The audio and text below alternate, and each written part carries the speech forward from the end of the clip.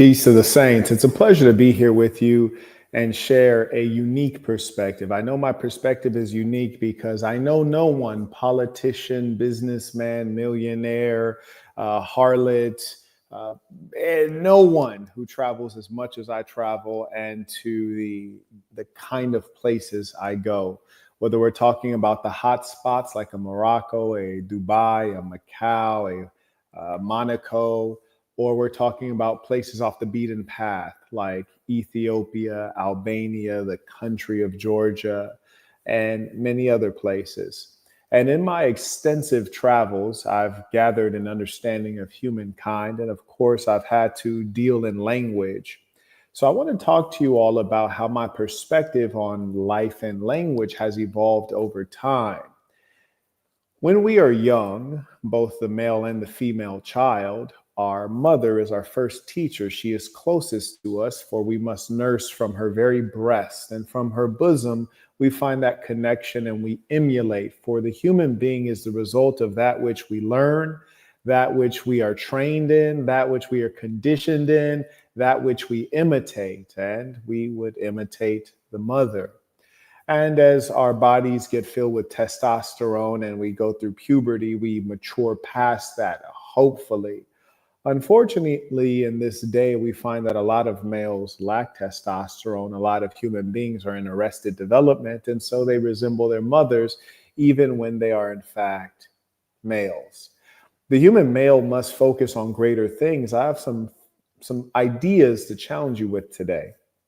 I grew up wanting to learn many languages. I do know some of Spanish, of Korean, of Arabic, and just a little bit of German.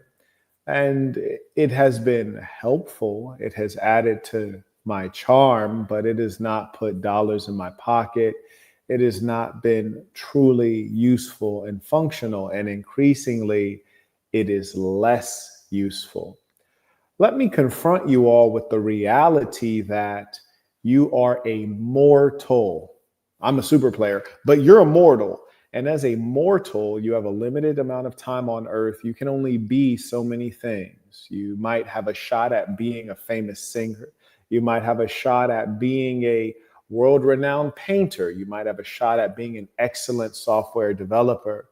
But you cannot be too many things, for everything you choose to do takes time, financial capital, emotional wherewithal, connections, energy. And so you have to ask yourself, especially as a man, especially if you are not within the leisure class, what will I use my precious time to do? And what will the return on my time be?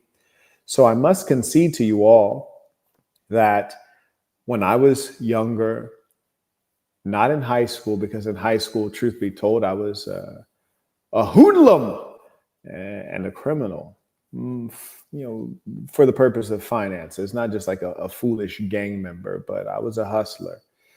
And so I wasn't thinking about learning a language. I was thinking about learning to earn. But when I got into university and I was around a bourgeois group of people, my peers who came from the middle and upper classes, average family income was in excess of 100K at the University of California, Berkeley. And I was for the first time among a diverse group of people. Then it seemed like something to consider to learn a language. And in fact, there was a language requirement for undergraduates. So I took Spanish for a semester, which fulfilled my requirement. I actually learned quite a bit. And I didn't use it. I eventually was able to use some of my Spanish when I moved to Puerto Rico as a business person. But I'll have you know that all of the Puerto Ricans who are young and beautiful, they all are fluent in English. It's pretty much their first language. And all of the Puerto Ricans who are wealthy and important, all are fluent in English. So in the many places I've traveled and the 3 passport books I filled up, I've only had 2 situations wherein I felt as though I would have an advantage in knowing another language. But I want to give it context because context is important. So firstly, let me be clear on the points we've established already. Language learning new languages is increasingly useless because of technology. There are technologies that allow language to be translated in real time through your AirPods. There are technologies that allow language to be translated in real time through your smart glasses. So why would you then take out time to learn a language? Especially if you can understand me now in English, the language of aviation, the language of business, the language of entertainment. You'd be a fool to waste your time learning language, except that you're either a woman, which means you don't have to dedicate your time to meaningful things because you might just meet a rich guy who'll take care of you. Or you are in the leisure class, which means you're so wealthy that you don't have to work or dedicate your time to meaningful pursuits because you're sitting on top of a pile of money. But for everyone else, you should choose what you would be and focus all of your time and energy on that such that you can become someone of note. And when you are someone of note, your language skills matter not, except those skills that are in English. And the reason is for this. As I said, in the many countries I've traveled, there's only been two wherein I said, you know what? Speaking their language could really help me out. I've been to Morocco in excess of who knows how many times. And I've been all over Morocco to the hot spots like Marquett and Casablanca, where everyone flies into, and Agadir in the south, and even Oujda, a more spiritual town in the northeast. But I've also been to places like Beni Mellal and other fairly lesser known places that are rural or remote and mountains. And even if you're Moroccan, you'll probably never go to the towns in Morocco that I've been to. And in some of these towns, if you don't speak any Arabic, Maghrebi Arabic or Moroccan Arabic, if you will, you don't speak any French, you're going to have a little bit more of a challenge doing certain things when you're dealing with people who may be in the service class, maybe a tailor or a taxi driver or a cleaning staff. So it'll be difficult, but you'll never be in rural Morocco.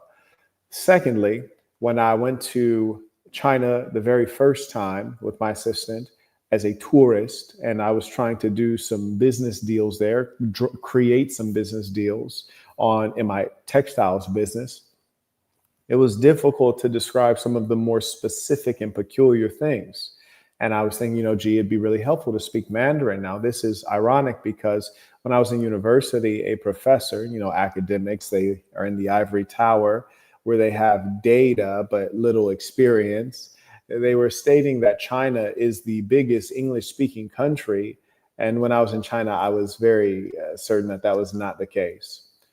However, I left China, and then I was invited back to do business, not for my textiles business, but for my tech business. And when I came back as a part of a group of entrepreneurs from around the world who lead high growth companies, in fact, hyper growth companies, the Chinese government took great care of us, toured us through many cities, and made significant offers to us. Would you like to establish a factory here? Do you want to live here? We'll get you 2 apartments. You can choose how you want this factory set up. You can have a gym inside of it. You can have an apartment inside of it. Your call. The budget is infinite. And when they invited me back as a high-powered businessman, they had interpreters following me everywhere, along with camera crew, photographers. But interpreters were there constantly. And when I went to different cities and we talked with the local government, the public-private partnerships there were interpreters. And as I've gone throughout my business career, when I was living in South Korea, the government provided interpreters. And when I was in Puerto Rico, even though Spanish is kind of a primary language, all of the business was done in English. So I found that when you are somebody, when you have a real skill set, when you have real value add, you don't need to speak their language. They're going to figure out a way to understand. They'll hire an interpreter or you'll hire an interpreter if the money's right. So pursuing language is really a bourgeois thing, and now it's a passé thing because technology makes it very unnecessary. We're going to get into it a little bit deeper, sending your questions, comments. Every time I come to speak to you, I come with a real offer of knowledge that will light your path and make your way easier. For I tell you, though my life may look easy, and it is quite nice. I mean, look at the hand painted wall behind me. It's quite nice, but it was not always that way. I had to work very hard. And the only reason that you can see me in the strong position I'm in without a wrinkle on my face, without a gray hair growing out of my head or face, is because I was very efficient. I was hyper focused. I didn't waste time on BS. And I thought in a fundamentally masculine way, which is to say, eyes on the prize at all times, no distractions. May I acknowledge, shout out to Chung supporting the work. May I also acknowledge Voss, a new member. We welcome you warmly within this thing of ours. Shout out to Kaylin, writes, very interested in this one, considering I'm studying 2 languages now. I don't know if you mean in university, taking formal degrees. He writes, Spanish and Mandarin. Spanish is a fine language. I've never been anywhere in Latin America and not been able to get a deal done due to not speaking Spanish. And Mandarin is not an easy language. And apparently there's billions of Chinese people. So I don't think they probably need you to speak Mandarin, but it's cool. And I think often people do these kinds of things for cool points, and it can get you somewhere. But I challenge that you don't need to know as much as you might think. You have to know how to do things. For example, I was recently in Miami, and there was a woman who just really had a stony, solemn look, as though her life was very unpleasant.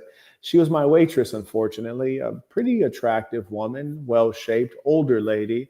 I could see that she didn't have a wedding ring on, and she just looked like she was hating life. I observed on her name tag that her name was foreign, and I could tell that it came from a certain region. And I observed that the particular region was like Macedonia. And I knew how to say thank you because in both Macedonia and I want to say Serbia, it's the same word. You can use the same word. And so she came and took our orders and left and came back and checked on us and left and came back and gave us the check. And when she handed the check, I said, thank you in Macedonian. And all of a sudden she woke up and went from a stony faced, serious woman who was not about to get a good tip. She was going to get the basic tip. To a warm, interested, fascinated person who all of a sudden had been awakened from a slumber and turned on in many ways. And she says, well, how did you learn that? I said, touring. She says, well, why would you go to Macedonia? It's a small, poor country. Why would you go there? I said, I go everywhere. She says, oh my gosh. She was like, and then she stopped there and told me her whole life story. Yeah, it took like 10 minutes. Not in like movie time, but in literal time. It took like 10 minutes. And I was sitting there looking at Shorty across from me thinking like, I didn't mean to go from like you being a pallbearer, like you being like so serious to you being chatty patty for 10 minutes. But the fact is just that small acknowledgement of her culture and her existence and creating a bridge and showing that I have some level of experience and sophistication and awareness of that which she comes from, especially with her being from a bit of a backwater, it had great meaning and it lit her up. And these are the kind of things that open up opportunity for you. But it wasn't a matter of me knowing the language. It was a matter of me being very observant, a matter of me being sophisticated, and a matter of me taking the opportunity and positioning the opportunity, creating the opportunity. I didn't have to be fluent in Macedonian. She didn't expect me to be. Just knowing one word and having been there and having some, little bit. She did all the talking. In that 10 minutes, all I said was, oh, yeah, for 4 days. Right, okay. When was the last time you've been back? Cool. And that's it. And that got me a tremendous amount of mileage. She told me everything about herself. I came to the United States, and this year, if you would have ever told me when I was in Macedonia that I would live in Miami, I would say never. I didn't have any interest in America. Now I'm here. I'm married to a Jamaican man, and so on and so forth. So that's not about learning language. That's about being gamed up. These are the kind of things I teach you in Boss University, which is how to think like a boss, how to connect with people, how to influence people, how to lead people, how to be worthy of that positioning. So don't confuse that with knowing the language. And of all the languages there are on earth, there are many. And if you're trying to learn the language so people think you're cool, oh, it's a black guy that speaks Mandarin, That might make a nice TikTok video, but it's not a great use of your time. It's not something that's going to allow you to eat over a lifetime. The gentleman further writes, both in connection to my career, I'd love to hear your insights on such endeavors. Yeah, if you have enough value, you will have a translator and you will not pay anything for the translator. And the other side of the business deal will be happy to provide the translator. I promise you. Shout out to Sam. He writes, I am Saint, peace of the saints. Yes, indeed. And I appreciate your support. And thank you to all of those who stand up, make your name known. Shout out to those who pay what you owe. Shout out to those who show love to those who show love to you. May I acknowledge a double baller alert? Shout out to Drip Lord Entertainment, writes, peace to the saints. Saint, you are dripped out. Love to see the jacket. Is some premium super villainy. Keep shining. Sir, yes, sir. I appreciate you. This is a little bit of light work. We still in prototype phase. I'm making sure that it get right. I wish you all could touch this, to be honest with you. I hope my smile is a little bit brighter because this does feel like very lovely. It's my leather's so soft. My leather's so soft. I might never take it off. Yeah, this white leather is just very, very soft. I can't lie to you. Anyways, we didn't redone the thriller. We didn't redone the thriller. It's not perfect, but it's damn close. Yeah, I'm still seeing how I want to style it. Do I want to style it with the white shirt under, with the black shirt under? We're going to see what it do. But this is the kind of phenomenal products, unique products that you can create after taking the course that I offer, which is how to start a product-based business with $500 or less. The course is very low cost. And if you have $500, you can get started. Entrepreneurship is something that can change the trajectory of your life, unlike learning a language. Shout out to TK the Preneur, writes, peace to the saints, big homie. SoCal Saint here. I'm ready to get this monthly traditional workout tomorrow with my fellow saints tuition. And shout out to all the saints getting their work in. I just finished getting some work in myself. That's why we're a little bit tardy. But as you all know, exercise is prayer. Let us never interrupt prayer. Noor writes, peace to the saints. In the age of AI, what business opportunities have personally excited you, if any? I hear a lot of the youngsters, they create narratives as to why they're in poverty, but the narrative never includes themselves. It's always like, oh, things were so cheap back when you were young. Things were so easy. It's like, no, actually, it was very difficult. If you wanted knowledge, you had to show up in a library and the knowledge would be old, not new, because it takes time to publish books, and not free either. If you wanted to hear from a millionaire, you'd have to go find one, which was damn near impossible if you grew up in the ghetto like myself. And if you wanted to become rich and famous, you couldn't do it overnight like you can do today. If you had a particular goofy hobby like playing video games, which is really nerd stuff, you couldn't monetize that. You're just some dweeb playing video games. Now you can monetize anything, including your butt crack. You're in the easiest time ever to make money. You just do not realize you're a brainless zombie that is providing for your own undoing. The good news is if you're a real man with any level of testosterone, any ability to communicate, any level of discipline, which you get from things like Boss University, you get the ability to communicate from the Master Communicator course. I make the courses that you need. That will take you to the top and you'll have a great advantage because your competition is minimal. You hear me? Your competition is effeminate, soft, thoughtless victims. You're going to beat these people because you have knowledge that they don't have. Anyways, I say that to say this. AI has changed the world, but technology has always changed the world. And in fact, we are always in the same time. And this is what I mean. I talked about this in conference 3. If you want to get conference 3, the introduction talk really relates to what you're speaking of, which is like, what is the context that we're in today? And in conference 3, which you can go to thesasn.com, THESASN.com, click products and go to conference 3, get the full thing. It starts off saying, we're in the best of times and we're in the worst of times. And the lecture concludes that first one explaining how it's always the best of times and it's always the worst of times. You get to pick. It's the duality of human life, the saint and the sinner. You get to pick. You can choose to be poor or you can choose to be wealthy. And it depends on you.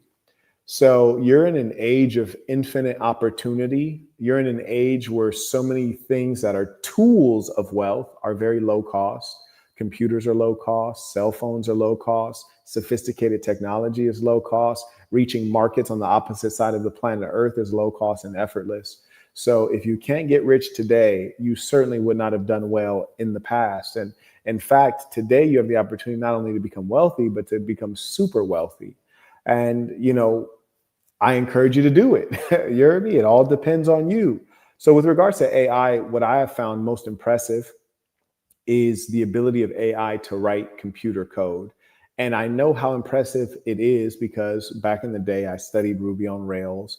And then I've put together a number of technology companies and products. And so I know how sophisticated it is and how slow development actually goes. So when things are hard coded. So this is just for those of you who are not technical and never have been, you don't understand how extraordinary it is to see AI write front end code, even just front end code that would take weeks to do, it can do in the space of an hour. It's really just, it's astounding, honestly. But what you all don't realize is that you think AI is de-skilling you. It's not. AI actually requires you to be more skilled because you're going to have to be able to create, manipulate, influence, if you will, the AI. You still have to have intelligence and skill set to utilize AI at the level that's going to make it profitable for you. Because remember, anything that is common, commonly known, commonly available, common knowledge, it has little value. So if everyone can use basic AI to answer questions or to generate images, you're not going to be able to monetize that. You're going to be able to monetize the AI that's more sophisticated and only accessible to the few. So remember, if something is common knowledge, it's too late to make money on it, generally speaking. Shout out to Angel Reacts or Angel Reacts. He writes, peace to the saints. Thank you for your knowledge, sir. Looking forward to new member orientation. And yes, may I encourage all of you, today is a fine day to join thesasn.com for tomorrow, 7 p.m. Eastern Standard Time. You will have new member orientation. Yes, indeed. And thank you, Lil Kashka. There's the conference 3 footage. Highly recommend it. May I acknowledge via Venmo, Mr. Carter writes, I've been waiting for this one. Well, here it is, sealed and delivered. Shout out to Frank or Frank. He writes, hold on, boss. Forget the languages for a moment. What are you wearing? Damn, that's cool. I appreciate you, man. Yes, indeed. And when you're a super player, often when you're wearing some real drip, you hear me? The drip just brings things out of people. And, Shorty will say, oh, can I touch it? Can I touch it? Oh my God, it's so soft. Ooh, I feel tingly. Oh my God. So that's a part of the vibe. One thing I do like the buckle here, the full metal buckle. We're gonna need to make this a little able to clasp tighter. So that's one of the imperfections. But aside from that, it's flawless. It's flawless. Now, also acknowledge, shout out to the Atlanta section. I see Dallas, his membership just renewed. Shout out to the ballers. Jabari comes in with the baller alert. And this is a real ballerific conversation, right? We should all be balling on this one. Jabari writes, should I learn the language of my lady's home country? Well, context is important.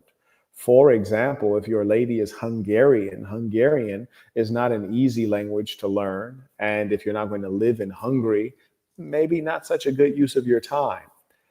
Remember, life is different from a boss's position. Boss University, it sets your mindset. You're not a beggar in this world. People come to you with requests. They come to you with offers. And so, you don't have to explain to people. You don't have to impress people. You don't have to, you don't have to answer questions. You're the boss. And so from a boss's position, now that you're in that mindset, you should ask yourself, well, what would be the purpose of me learning my lady's home country language? So if my old lady is Filipina, why would I learn Tagalog? Are we going to live in the Philippines? And if we do, are we going to live among people who don't speak English? Improbable. So in all likelihood, the answer is probably no. Yeah, right? Like, we're just being real out here. Yes, indeed. I also acknowledge Matthew with a baller alert. He writes, peace to the saints. Contributions to the revolution. How have you been, Mr. Burton? I've been fantastically well. So happy to be settled, really for the first time in life. When you grow up poor, and I really don't wear that as a badge of honor. I would have preferred to have grown up very wealthy, just me personally. But I grew up very poor, and so I got evicted a lot. And I think that kind of created a vagabond spirit in which I was comfortable being a Rolling Stone. And I pursued wealth for a long time, and that came with government grants, which required me to set up offices in different cities in different countries. And so for many years, I never lived anywhere at any address ever in my entire life for more than like 3 years, 4 years at one address. When I lived in Vegas for 5 years, that's the longest I'd ever lived anywhere in my entire life. And so now because it's taken so much to end up here, I think this might have to be a forever home. I'm not saying I won't buy more real estate, but I think I'll definitely keep this one and keep this as a base. And also, I've already spent a tremendous amount of money because the inspector did an atrocious job here. There's so many things he should have noticed, things that have already ran up 6 figures in cash spend. It's extraordinary. But such is life. C'est la vie. So I say all that to say, I'm at a great level of peace. I walk the grounds every single day, walk through my gardens, and it just gives me extraordinary peace. Butterflies everywhere. The whole walk is fragrant from the flowers, the sunlight, the utterly fresh air, the true level of peace and seclusion. I could walk around butt naked like Adam and Eve. You hear me? So it's really good. And anything that has interrupted my peace has been very minor, trivial, and sometimes comical. Like the folks who came to deliver my washer dryer drove all through my grass. And I was kind of like, but I'm going to have 6 more delivery trucks come. So I'm just going to have to let these people destroy my fine grass and then have it reseeded after all of our deliveries are completed. Thank you for asking. So I say all that to say I'm fantastically healthy and happy, and my problems are luxury. So I appreciate them. How have you been? It's good to hear from you. May I acknowledge Pawan, Wagwan. He writes, peace to the saints. Thank you, Mr. Burton. Came in by Venmo. Appreciate you. You are welcome. And I thank you as well. May I also acknowledge Dalil with the bowler alert. He writes, peace to the saints, first time tuition. May we all commend him for doing something new. He writes, I'm a young man pursuing a bachelor in psychology. Rough. But I'm unsure as to what career field to venture into. Well, that makes sense because psychology, A, is a pseudoscience at a level, and B, I don't recommend it. He writes, I know that you've previously stressed the importance of being aligned, especially while young, at all times, really, but when you're in your early 20s, this is when you have the highest levels of energy. Now, me personally, I can run through a wall. That's just me, though.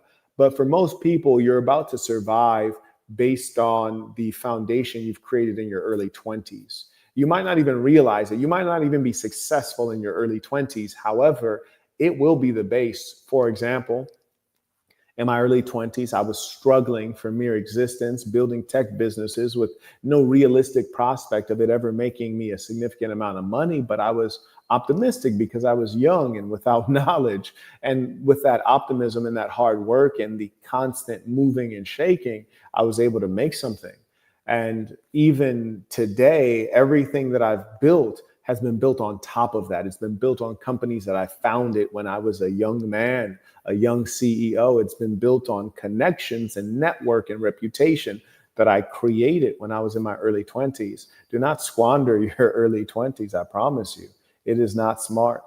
And doing the wrong thing is less than ideal. I used 2 years in public service, serving the people. And if you've read my book, The Black Box, you would know better than to do that. I guide you away from that. So if you're a young person, even if you're a mature person, read The Black Box. It is a book of guidance that will give you great clarity as to how to operate in this world based on you winning. Come on now.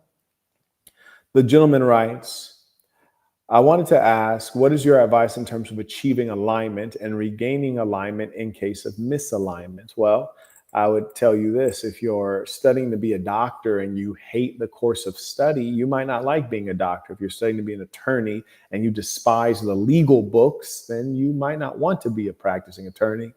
So think about, am I enjoying the course of study? I would look at the realistic job that I want, figure out how much does it make and what's the true path there? How do I get there faster? And make sure that like you're perfectly aligned. For example, there was a young lady recently had shared that she worked at a fast food restaurant, and I was kind of mind boggled as to like, well, why would you ever do that if your goal was not to be in hospitality? You see, there's nothing more dangerous than there's certain dollars that are dangerous. If you're earning the dollar doing something you plan on never doing and it has no connection to anything you'd ever want to do, that's a dangerous dollar. It's a distraction. You are going the wrong way. You are you're being seduced. You're being controlled by money. Money has become your God. You're without purpose. You're dying spiritually. Hmm? There you go. Thank you for that question. That's an important question. You're asking the right questions at this time in life. May I acknowledge Raymond? He writes, what's your advice when spitting game to a woman who speaks a different language? Peace to the saints. The beautiful thing, and I've talked about this on our drip trip, and if you all haven't gotten your drip trip tickets, I highly recommend it because they always sell out. On the drip trip, we of course meet a lot of women from around the world: Israelis, Italians, Eastern Europeans, Africans, various women, people from Asia, Vietnam, speak no English at all, Brazilians. And number one, it's the same as any other engagement. Step one is, does she find you sexy? You hear me? Like, is she looking at you like, you know, I might let him get up in here? Pause. So that's step one. And again, when I talk about spitting game in general, I always say it's not wholly about what you say. It's about how you say, and it's about presenting yourself. And sometimes that's all it's about, presenting yourself. There are girls that you can knock down. They didn't understand what you said. You didn't understand what they said, but you both are being driven by the same thing. You know, it's Friday night. It's 1 a.m. You both find each other attractive, and you've expressed that to one another. And then you were man enough to lead her to the correct place to get things accomplished, which requires no words at all. Often we fumble over, we use too many words where they are not necessary. And I can give you an infinite number of examples of that, but I think you get my point. But in the absence of body language, if you did want to say something to the young lady, use Google Translate. Google Translate allows you to click a button that will highlight a red microphone. She can speak in her native tongue and it'll translate it to English, and you can go back and forth. And I can assure you, if the woman's interested in you, she'll go through with that and it'll be fine. And if she's not interested in you, she'll kind of be like, oh, no English, which doesn't really mean no English. It really means maybe I do speak English and I just don't want to talk to you, or I don't speak English and the effort isn't worth it. And that's okay. It's a volume game. Thank you for your question. Shout out to Mr. Ruffin. He's been very consistent. He writes, peace to the saints, tuition, Florida assassin. Shout out to Florida. Shout out to SoCal. They out here outperforming the other sections, you dig? I think Atlanta was in here as well today. So shout out to Florida, Atlanta, and SoCal sections. They've been pulling up today. May I also acknowledge, shout out to Noor.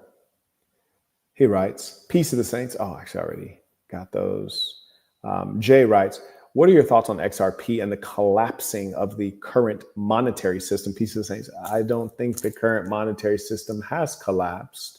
And before it does collapse, you'll see extraordinary levels of violence, which we've yet to see.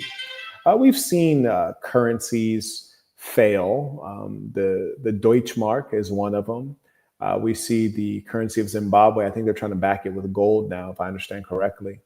That is hugely inflated, which was basically a result of the Western powers, the colonial powers.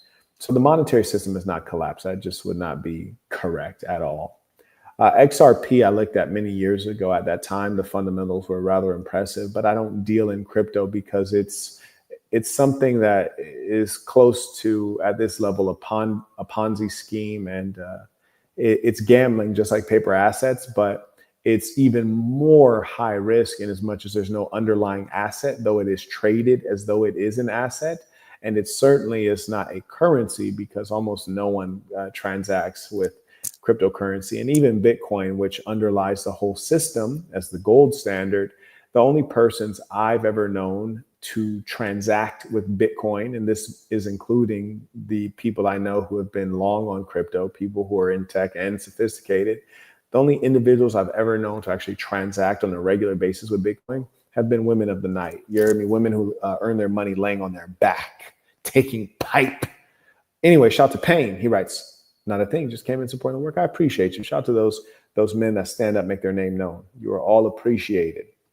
I also acknowledge those who, um, and look at bro right here. He said XRP is not the move. Yeah, who knows, right?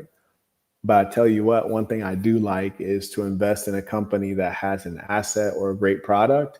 If you ever experience a product and it's addictive, it's high quality, you don't have to think so hard about what's going to happen, whether your money is going to rise or fall. Shout out to Charles. He writes, tuition came in via Venmo. Appreciate you. Yeah, it's going to be fairly obvious. There was one company, I think it was on the French exchange, and it was a French company, let's just say that.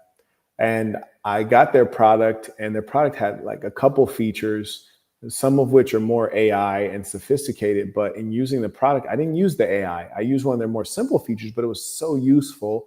And when I looked at the competition in that industry, it outperformed everyone aesthetically, from a style perspective, from a utility perspective. And I said to myself, these guys are going to win. And they were impressive enough that I went to buy their shares of their company, OTC, because it's a foreign company. And I bought those shares. The company went up 19%. So I sold it because, I'm not trying to leave my money in the stock market. I got 19% on my money. I'll take it. So I sold it. And then I put in a buy order to buy it in case the company ever dropped down again in share price. Through all of the tariffs, all of the BS, their stock has done only this, which is impressive. It speaks to my ability to identify value in a corporation and their product line, and also to the fact that when you buy a good stock, some of them will be insulated from, silly presidents who fake like they're tough. And it'll be insulated from certain macroeconomic realities, and it'll be insulated from speculation.